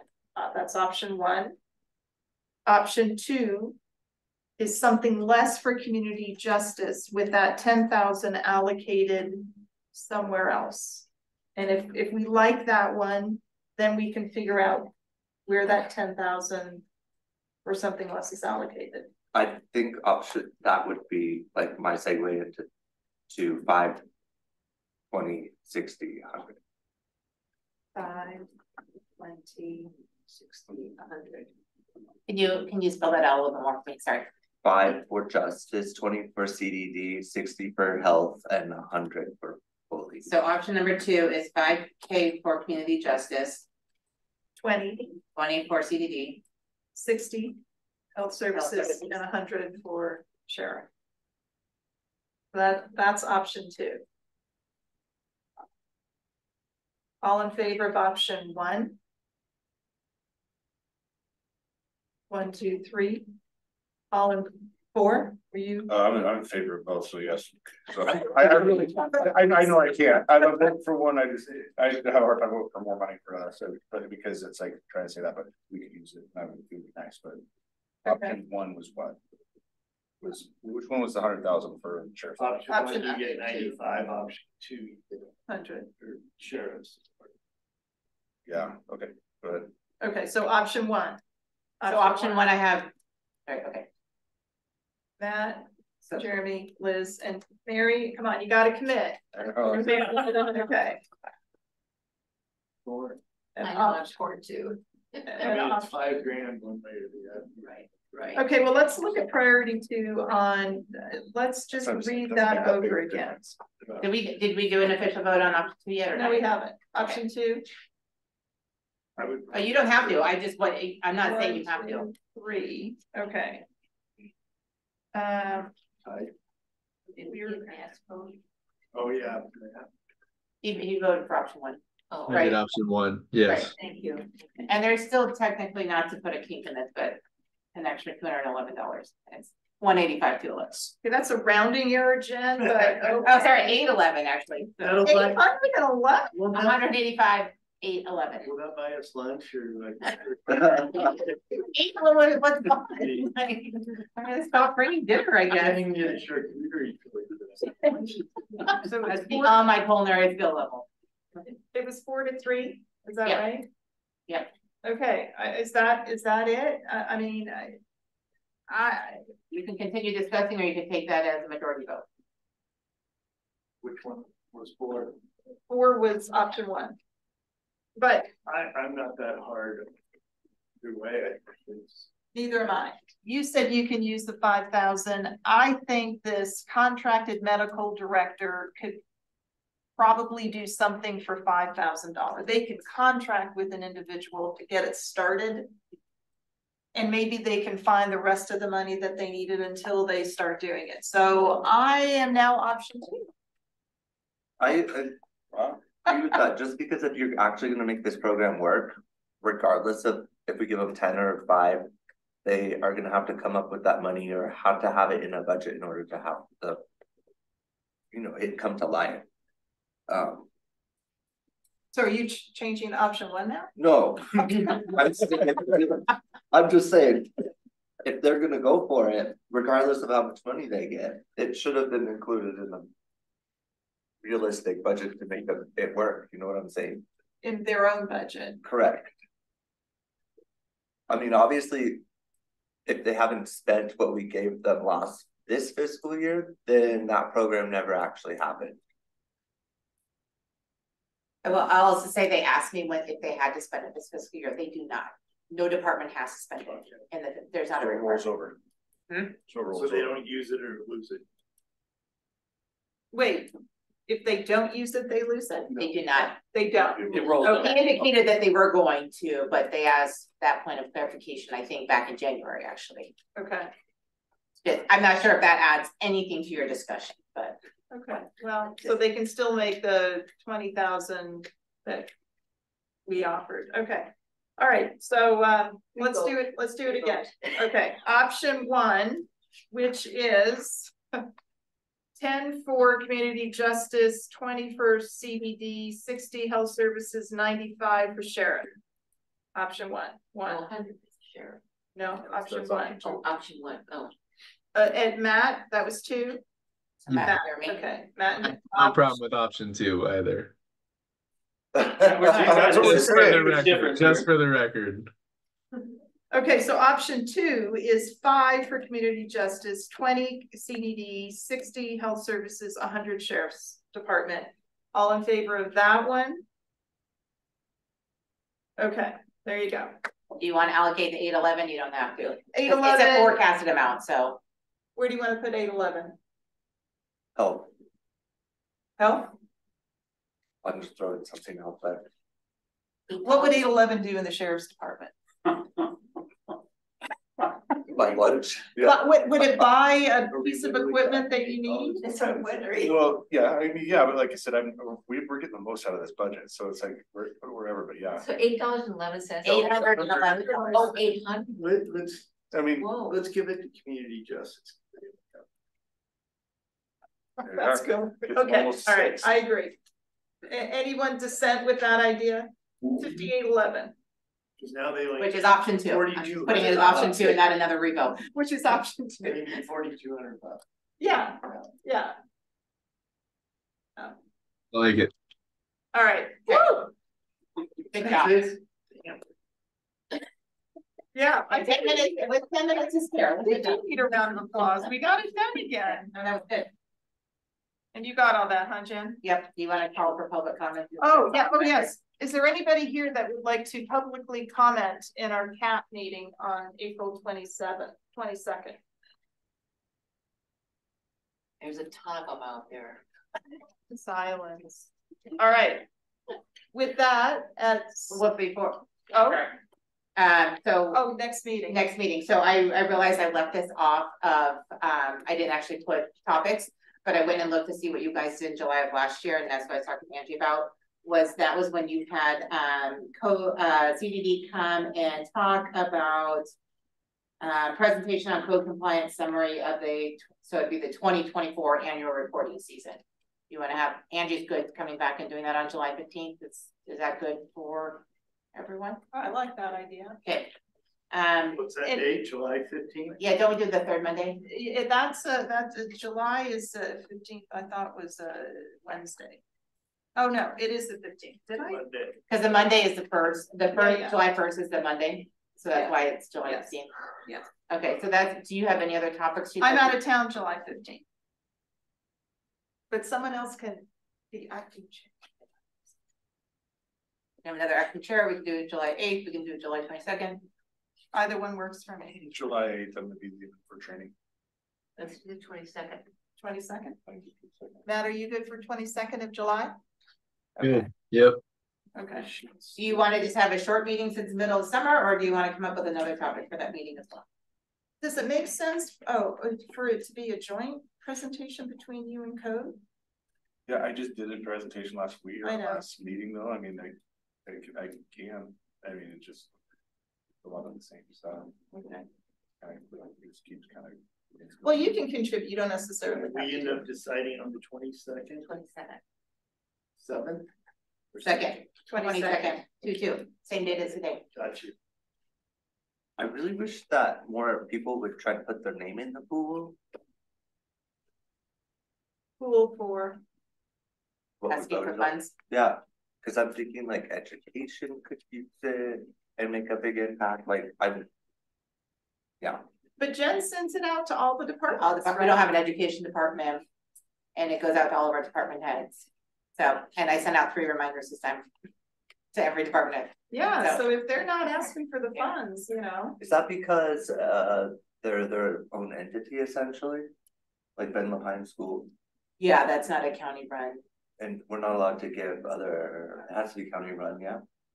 I would have to go back and check with legal on that, but the money is spent is specifically for county to use. Did you have clear lines? Cities get their own money. We have clear lines. Counties and the cities divide we it. did, but they weren't asking So for yeah, money. we're just really determining how the county spends their portion of it. Yeah, and it's small because the county stopped opted out, but they have these few grandfathered in ones, which is why, so it's a very small pool of funds compared to what most are working with. Compared to with the city and.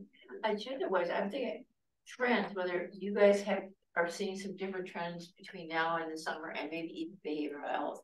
What kinds of trends are we seeing as far as substance abuse besides, just what trends are out there? Because it's constantly changing. Well, and I'd also like to suggest that is this cap, I know this is a legal requirement based on whatever the statute was that was passed, but is the cap required to go on in perpetuity? Because if we're only getting 4 or 5 requests for funding, and if we're essentially approving those, at some point, can we go back to our legislature? I think it's been proposed, and I wouldn't be surprised if it comes up specifically for counties who have opted out. Okay. It definitely was not a priority of last session. I have heard talks. I don't know if it's a priority for the next session. You can certainly hit your legislatures up for it, but there is certainly an argument to be made for the counties who have opted out and received a small pool of funds like Deschutes County. Is it worth the staff time and the committee's time at this juncture? And the other thing we can look at too is seeing if we can reduce the amount of meetings if we just meet once or twice a year. There's gonna be certain rules though for meeting. I have to go look. Again, these are things I could look at. I could talk with legal counsel on. I know we develop our own charter. I don't know what Oregon state statute says on those committees. We're on Robert's rules, is that right? Sorry? Robert's rules, is that what we're functioning under? Because I believe Robert's rule is quarterly meetings. I came in at the let me just pull up the charter real quick. And we can't use any of these funds to pay for your time. I mean, they could probably, but it takes up like 0.5% of my time. You guys are very self-sufficient, which I love. They do a lot of behind the scenes work. She always sends me a draft of the minutes, and there's all that back and forth, and you're sending emails out to. I think it should go to our sandwich. Definitely you guys should eat for sure. Maybe I'll take a poll to see if I should even bring food next time. We're trying to give you a thank you for showing up on your volunteer time, but I think part of the legislation in getting grandfathered back in to get that money was that they run it through this. So you would have to probably submit a bill to get it changed, which is a lot of, I don't know which is more headache. Well, yeah. Us showing up, or I mean, I don't mind coming to going through legislation again. I think that's a crapshoot nightmare. Right. I can what I'll prep for the next meeting is looking to see if there is an Oregon statute requirement on the charter. I just looked at the charter. It is said quarterly, but charters can always be amended. I don't know. Originally, this meeting landed, or this committee started with CDD, and then they got brought over to the board. And then Eric did it, and then I came on board and took it over. So there's been a few people through the process. So for sure, charters can be amended. I don't know if the charter was written because of Oregon statute, or if it was written just because standardly we do committee meetings on a quarterly basis. So if we can, I'll look into seeing if we need quarterly meetings, or if we can do 2 a year. Right. And then I can also contact our lobbyist and see if he hears any movement on the update. I'm not sure that will impact anything, because what they may talk about doing in July, we don't know what they're going to do in March of next year for the legislature, and that can all go askew. But I'm not sure it's anything as far as I know, that any individual commissioner is interested in, but I could ask around too. One thing I wanted to bring up, and you know, we spend 4 meetings a year just deciding how this money gets spent, hearing other people. You know, I find it highly ironic that I sit on the economic development seat when there is no conversation about economic development. You know, we just sit here and listen to them and decide how to spend money, and I don't know what our. Sounds like Gary's presenting next time. But I mean, you know, like Redmond, you know, they're going back and forth whether they're going to allow it or not. And I think truly, eventually, they're going to. It's just a matter of time.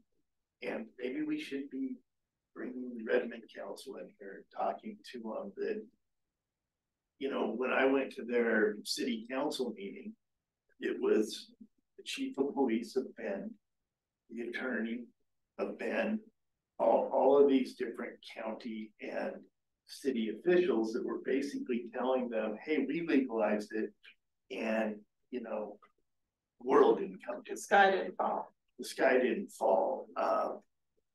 It actually, you know, I mean, do you really think, and I brought this up at the meeting, do you really think that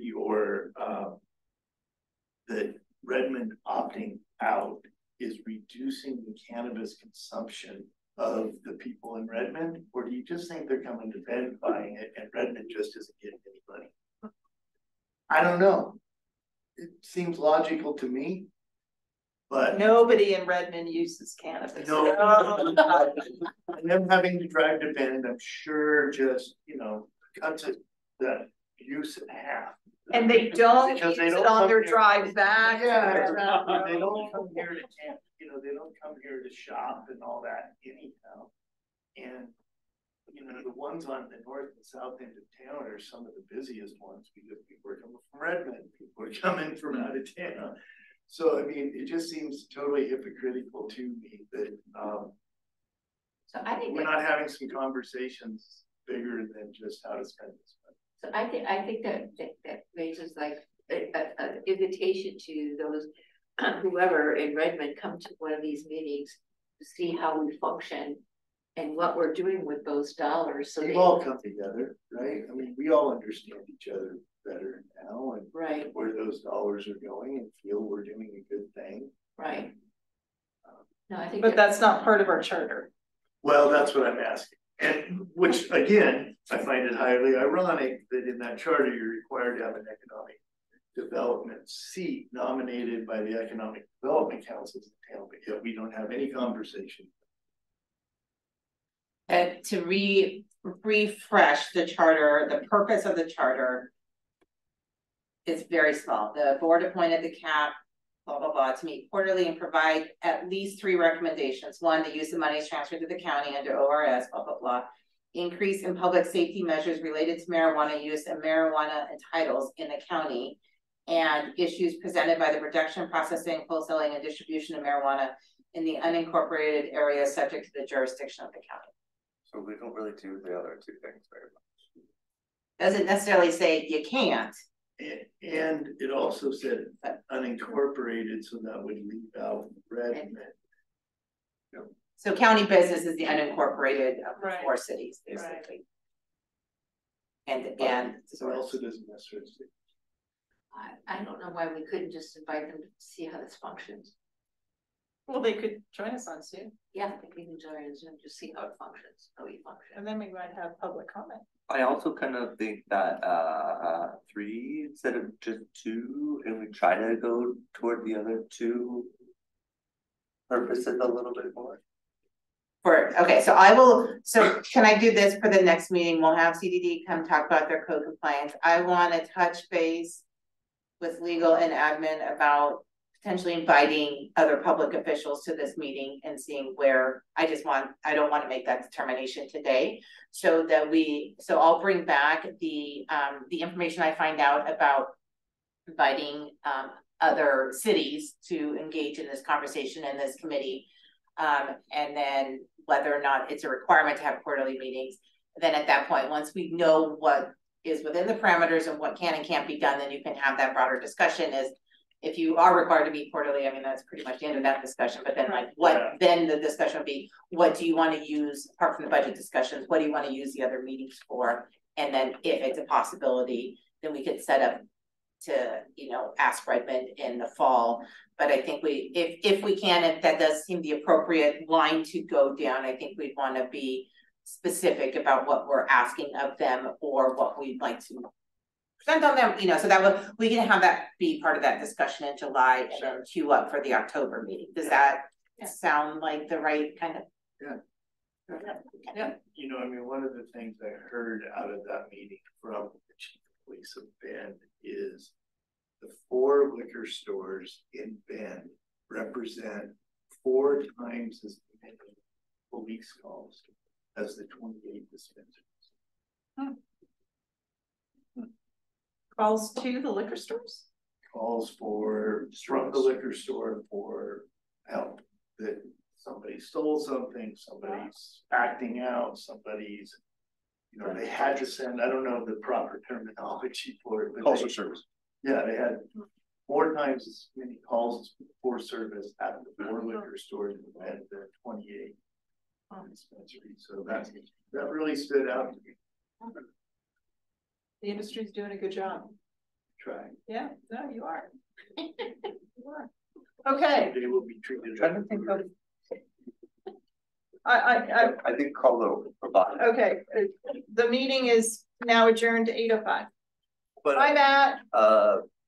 See you, everybody. our money was